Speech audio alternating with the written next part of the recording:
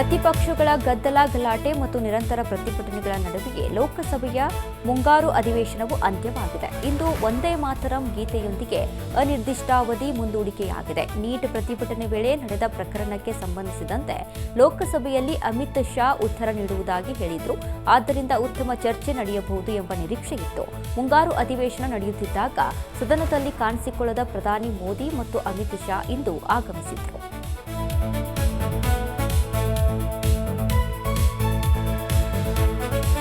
ಉತ್ತರಾಖಂಡದ ಹಲ್ದ್ವಾನಿಯ ರಾಮಲೀಲಾ ಮೈದಾನದಲ್ಲಿ ಕಾಂಗ್ರೆಸ್ ಅಧ್ಯಕ್ಷ ಖರ್ಗೆ ನಡೆಸಿದ್ರು. ಆ ಜಾಗದಲ್ಲಿ ಶುದ್ಧೀಕರಣ ಹೋಮ ಮಾಡಿದ್ದಕ್ಕೆ ವಿವಾದ ಸೃಷ್ಟಿಯಾಗಿದೆ. ಆಗಸ್ಟ್ 8ರಂದು ಖರ್ಗೆ ಅಲಿ ನಡೆಸಿದ್ದ ಸ್ಥಳದಲ್ಲಿ ಶ್ರೀರಾಮ ಸೇನಾ ಧರ್ಮಾರ್ಥ ಸೇವಾ ಸಂಘಟನೆ ಶುದ್ಧೀಕರಣ ಹೋಮ ಮಾಡಿತ್ತು.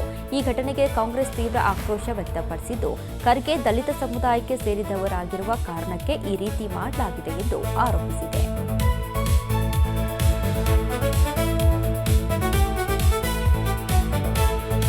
2 ವರ್ಷಗಳ ಬಳಿಕ ಚಂಡೀಪುರ ವೆಸಿಕ್ಯುಲೋ ವೈರಸ್ ತನ್ನ ಆರ್ಭಟ ಶುರು ಮಾಡಿದ್ದು ಗುಜರಾತ್ನ ಜನರಲ್ಲಿ ತೀವ್ರ ಆತಂಕ ಸೃಷ್ಟಿಯಾಗಿದೆ. ರಾಜ್ಯದಲ್ಲಿ ಕಳೆದ 2 ತಿಂಗಳಿನಲ್ಲಿ 25 ಮಕ್ಕಳು ಈ ಮಾರಕ ಸೋಂಕಿಗೆ ತುತ್ತಾಗಿದ್ದಾರೆ. ಆಗಸ್ಟ್ 10ರ ವೇಳೆಗೆ ಗುಜರಾತ್ನಲ್ಲಿ ಒಟ್ಟು 225 ಶಂಕಿತ ಪ್ರಕರಣಗಳು ಪತ್ತೆಯಾಗಿವೆ. ಅದರಲ್ಲಿ 39 ಪ್ರಕರಣಗಳು ದೃಢಪಟ್ಟಿವೆ. ನೆರೆಯ ರಾಜಸ್ಥಾನದಲ್ಲೂ ಈ ಸೋಂಕಿನ ಕೆಲ ಪ್ರಕರಣಗಳು ಪತ್ತೆಯಾಗಿವೆ. ಖ್ಯಾತ ನಟಿ ಶಕೀಲಾ ಗಂಭೀರ ಆರೋಗ್ಯ ಸಮಸ್ಯೆಯಿಂದಾಗಿ ಕುತ್ತಿಗೆಯ ಶಸ್ತ್ರಚಿಕಿತ್ಸೆಗೆ ಒಳಗಾಗಿದ್ದಾರೆ. ಅತಿಯಾದ ಮೊಬೈಲ್ ಬಳಕೆಯೇ ಈ ಸಮಸ್ಯೆಗೆ ಮುಖ್ಯ ಕಾರಣವಾಗಿದೆ. ಆಸ್ಪತ್ರೆಯಿಂದ ಮನೆಗೆ ಹಿಂದಿರುಗಿದ ನಂತರ ತಮ್ಮ ಯೂಟ್ಯೂಬ್ ಚಾನೆಲ್ನಲ್ಲಿ ಶಕೀಲಾ ವಿಡಿಯೋ ಹಂಚಿಕೊಂಡಿದ್ದಾರೆ. ಹಾಸಿಗೆಯಲ್ಲಿ ಸತತವಾಗಿ ಒಂದು ಮಗ್ಲಿಗೆ ಮಲಗಿ ಮೊಬೈಲ್ ಗೇಮ್ ಆಡುತ್ತಿದ್ದರು. ಇದರಿಂದ ಕುತ್ತಿಗೆಯ ಮುಖ್ಯ ನರಗಳಿಗೆ ತೊಂದರೆಯಾಗಿತ್ತು. ಆದ್ದರಿಂದ ಶಸ್ತ್ರಚಿಕಿತ್ಸೆಗೆ ಒಳಗಾಗಬೇಕಾಯಿತು. ಈ ಶಸ್ತ್ರಚಿಕಿತ್ಸೆಗೆ 3 ಲಕ್ಷ ರೂಪಾಯಿ ವೆಚ್ಚವಾಗಿದೆ ಎಂದು ಶಕೀಲಾ ಹೇಳಿದ್ದಾರೆ. ನಟ ಯಶ್ ದೇಶಾದ್ಯಂತ ಕನ್ನಡ ಕೀರ್ತಿ ಪತಾಕೆ ಹಾರಿಸಿದ್ದಾರೆ. ಕೊಹ್ಲಿ ಮೋದಿ ತೆರಳಿದ್ದ ಆಪ್ಕಿ ಅದಾಲತ್ ಕಾರ್ಯಕ್ರಮದಲ್ಲಿ ಯಶ್ ಭಾಗಿಯಾಗಿದ್ದಾರೆ.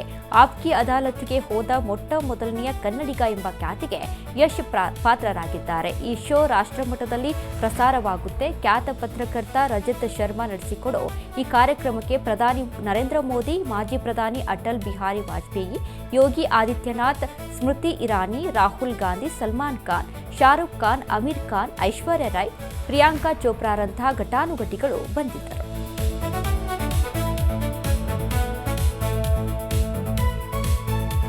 ಅಡಿಯಾಲ ಜೈಲಿನಲ್ಲಿ ಮಾಜಿ ಪ್ರಧಾನಿ ಇಮ್ರಾನ್ ಖಾನ್ ಸಾವನ್ನಪ್ಪಿರೋ ಶಂಕೆ ವ್ಯಕ್ತವಾಗಿದೆ. ಪಾಕಿಸ್ತಾನ ಸೇನೆಯ ಮೂಲಗಳನ್ನು ಆಧರಿಸಿ ಪಾಕಿಸ್ತಾನಿ ಪತ್ರಕರ್ತ ವಜಾಹತ್ ಸಯೀದ್ ಖಾನ್ ಹೇಳಿದ್ದು ಭಾರಿ ಸಂಚಲನವನ್ನ ಮೂಡಿಸುತ್ತಿದೆ. ಆದರೆ ಪಾಕಿಸ್ತಾನ ಸೇನೆ ಈ ಸುದ್ದಿಯನ್ನ ಕಟ್ಟುನಿಟ್ಟಾಗಿ ನಿರಾಕರಿಸಿದ ಬೆನ್ನಲ್ಲೇ ಪತ್ರಕರ್ತ ವಜಾಹತ್ ಖಾನ್ ಉಲ್ಟಾ ಹೊಡೆದಿದ್ದು ಇಮ್ರಾನ್ ಖಾನ್ ಆರೋಗ್ಯದ ಬಗ್ಗೆ ಮೂಲಗಳು ಆತಂಕ ವ್ಯಕ್ತಪಡಿಸಿದ್ವು ಹೊರತು ಆ ಸಾವು ಸಂಭವಿಸಿಲ್ಲ ಎಂದಿದ್ದಾರೆ. ಅಮೆರಿಕ ಡಾಲರ್ ಮೌಲ್ಯ ಬಲಹೀನಗೊಂಡ ಕಾರಣ ಚಿನ್ನ ಹಾಗೂ ಬೆಳ್ಳಿ ದರಗಳು ಮತ್ತೆ ಏರಿಕೆಯಾಗ್ತಿವೆ. ಇದರ ಮಧ್ಯೆ ಅಮೆರಿಕದ ಪ್ರಸಿದ್ಧ ಅರ್ಥಶಾಸ್ತ್ರಜ್ಞ ಪೀಟರ್ ಸ್ಕಿಪ್ ಸ್ಫೋಟಕ ಭವಿಷ್ಯವನ್ನ ನುಡಿದಿದ್ದಾರೆ. ಚಿನ್ನದ ಬೆಲೆ ಕುಸಿತವೂ ಮುಗಿದಿದೆ. ಶೀಘ್ರದಲ್ಲೇ ಚಿನ್ನದ ದರ $5,000 ಗಡಿ ದಾಟಲಿದೆ ಎಂದಿದ್ದಾರೆ.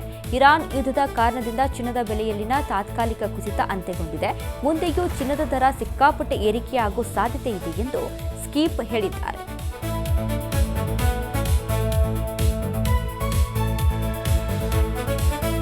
ಇರಾನ್ನ ಹಾರ್ಮುಜ್ ಜಲಸಂಧಿಯನ್ನ ಮತ್ತೆ ಸಂಚಾರಕ್ಕೆ ಮುಕ್ತಗೊಳಿಸಿದ್ರೆ ಯುದ್ಧ ನಿಲ್ಲಿಸ್ತೀವಿ ಎಂದು ಅಮೆರಿಕ ಅಧ್ಯಕ್ಷ ಡೊನಾಲ್ಡ್ ಟ್ರಂಪ್ ಹೇಳಿದ್ದಾರೆ. ಆದರೆ ಟ್ರಂಪ್ಗೆ ಇರಾನ್ನ ಹಿರಿಯ ಸೇನಾಧಿಕಾರಿ ಜನರಲ್ ಮೊಹಮ್ಮದ್ ರೇಖಾ ನಕ್ತಿ ಎಚ್ಚರಿಕೆಯನ್ನ ನೀಡಿದರು. ಟ್ರಂಪ್ ಅಧಿಕಾರಾವಧಿ ಮುಗಿಯುವವರೆಗೂ ಸಂಘರ್ಷ ಮುಂದುವರಿಸುವುದಾಗಿ ಹೇಳಿದ್ದಾರೆ.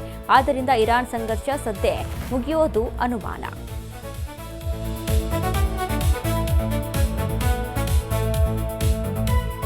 ಮುಂಬೈ ಇಂಡಿಯನ್ಸ್ ನಾಯಕ ಹಾರ್ದಿಕ್ ಪಾಂಡ್ಯ ಕೋಲ್ಕತಾ ನೈಟ್ ರೈಡರ್ಸ್ ಸೇರಲಿದ್ದಾರೆ ಎಂಬ ಸುದ್ದಿ ಹಬ್ಬಿದೆ. ಇದಕ್ಕೆ ಮುಖ್ಯ ಕಾರಣ ಇತ್ತೀಚೆಗೆ ಕೆಕೆಆರ್ ತನ್ನ ಟ್ವಿಟರ್ ಖಾತೆಯಲ್ಲಿ ಹಂಚಿಕೊಂಡ ಒಂದು ಸಣ್ಣ ವಿಡಿಯೋ. ಹೌದು, ಕೆಕೆಆರ್ ಸ್ಟಾರ್ ಸ್ಪಿನ್ನರ್ ವರುಣ್ ಚಕ್ರವರ್ತಿ ಗಾಯದ ಸಮಸ್ಯೆಯಿಂದ ಚೇತರಿಸಿಕೊಳ್ಳಲು ತರಬೇತಿ ಪಡೆಯುತ್ತಿದ್ದರು. ಈ ವೇಳೆ ಅಲ್ಲಿಯೇ ಇದ್ದ ಹಾರ್ದಿಕ್ ಪಾಂಡ್ಯ ವರುಣ್ ಚಕ್ರವರ್ತಿಯವರ ವೇಟ್ ಲಿಫ್ಟಿಂಗ್ ಶೈಲಿಯನ್ನ ತಮಾಷೆಯಾಗಿ ನಕಲಿ ಮಾಡುತ್ತಿರುವುದು ವಿಡಿಯೋದ ಹಿನ್ನೆಲೆಯಲ್ಲಿ ಕಂಡುಬಂದಿದೆ. ಕೆಕೆಆರ್ ಈ ವಿಡಿಯೋವನ್ನ ಶೇರ್ ಮಾಡಿಕೊಂಡಿದೆ.